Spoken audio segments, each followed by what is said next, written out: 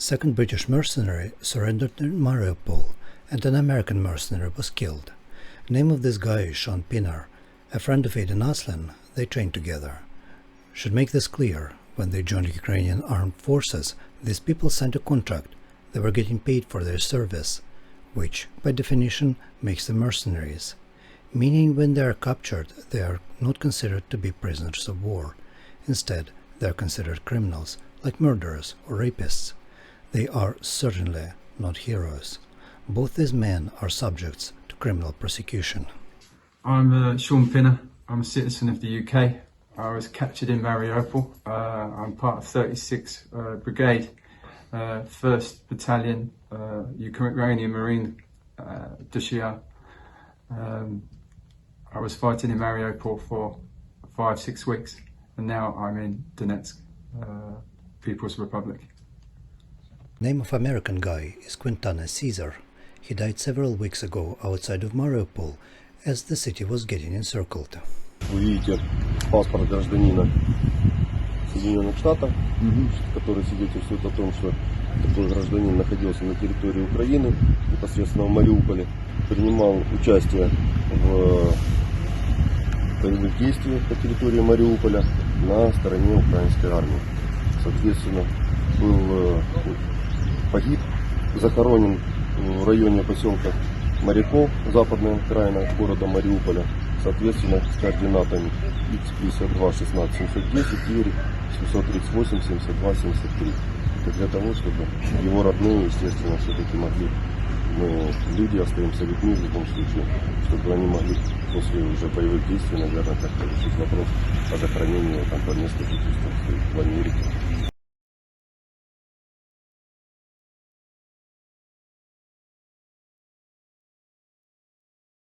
I am Zagorsky, Vladimir.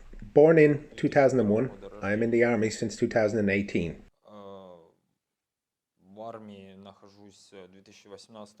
At first, I went to the Academy of the Land Forces. I wanted to become an officer, but I did not get into the faculty I wanted. I got into the artillery, but I wanted to be in the infantry. So I served 3 years and left the army after that. Then I did my compulsory service and went to civilian life. For 3 months I was there, and then I decided to continue service. I signed a contract with the Ukrainian Navy, 501st Marines Battalion, 501st Independent Marines Battalion. And literally 2 months later, we went to the OOS zone to conduct a joint force operation. It was at the beginning of December 2021 we went. Initially everything was quiet, calm. We were stationed at Shirokino. It was quiet, calm, until the alleged, so to speak, large-scale war began.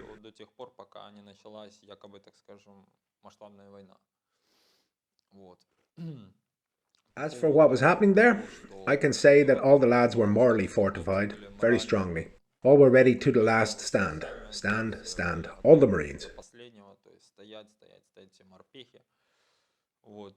Everybody hoped. To be honest, nobody hoped for all that war, that it would be this serious, because nobody wanted. Both on the other side and on our side, nobody wanted big consequences, because everybody understood how it would all end. Regarding food and supplies, it was very tight, because we were surrounded in a very serious ring. First in one ring, then another ring. They constantly fed us lies that support was coming. In the end, no support was coming to us at all. That's what they told you? They promised, yes, that support was coming. 1 brigade, 2, 3. We were a little stronger in spirit because there were very few of us left, in principle. And we were surrounded for about 2 months, 40 days in the ring, simply for nothing. Without supplies, without ammunition, without food, without anything. We were taken prisoner, if I am not mistaken, either on the 4th or the 3rd. It so happened that we stood on our positions and already understood that everything was very bad, very bad. We had nothing to eat. Each of us had only 4 magazines on himself, 1 grenade each, and there was no artillery at all.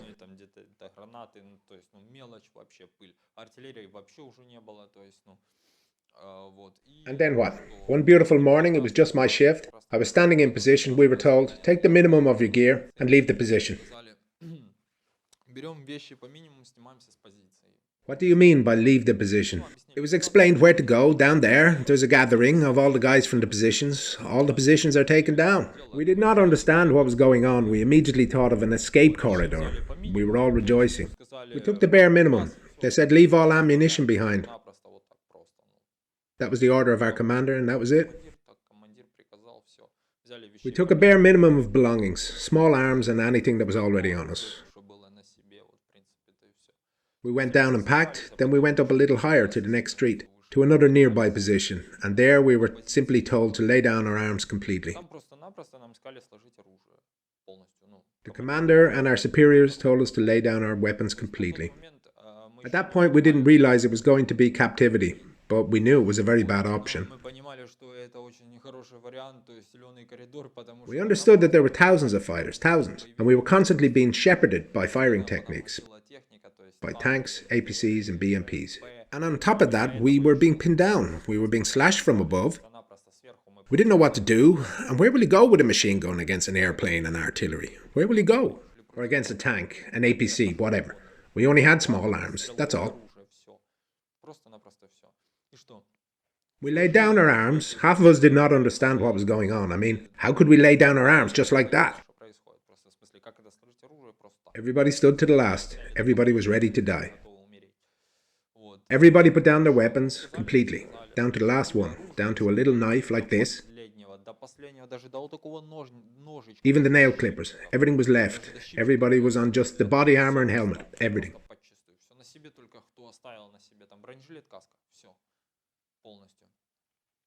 And then when we continued moving, we were explained that it would be captivity. We were surrendering. It's captivity. Some people even stayed there, just stayed there. Well, they didn't understand just what they were doing, and many of us just really understood that it was first of all the commander's decision to surrender.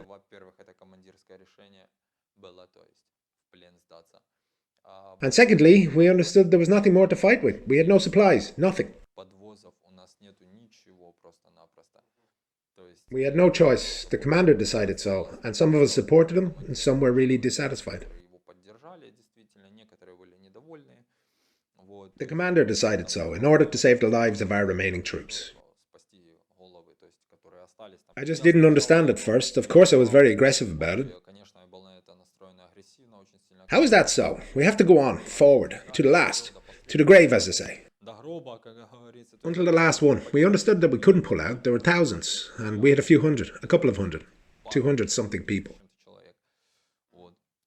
There was one ring we were in, and the second ring was narrowed like this. That is, neither this nor that. That was it. 2 rings we were in, 40 days. 1 battalion for 40 days and 2 rings. Everyone was in shock, just for the hell of it. About the Azov Regiment. Azov Regiment was closer to the factories, as far as we all know, because we are naval forces and this is a separate unit. And as far as we know, that's why they were sort of taken away by helicopters from there. The units that belong to the National Guard, to the police, are closer. We did not go into detail. They have their own policy, we have our own policy. As they say, we have our own separate state, they have their own. We heard that they were shooting civilian cars. They didn't let people out. People wanted to leave, and they didn't let them out, and shot them.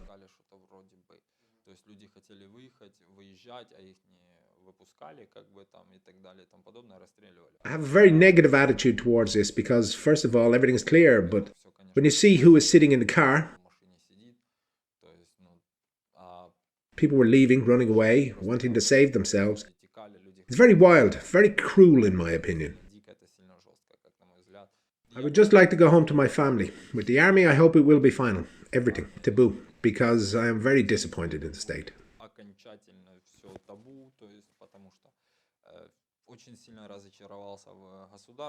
We were ditched, ditched and ditched again.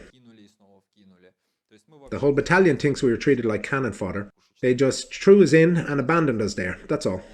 I love my relatives very much. I love my girlfriend Diana very much. Very much. I love my mother Natasha. Soon I hope all this will be resolved, this war will be over, because already, as they say, there is neither strength nor nerves. The whole battalion, all the men. There is no desire to continue because everyone is very exhausted. Everyone wants to go home. I do not plan any further military service, at all. I just want to go home to my family, to start a normal, civilized family life.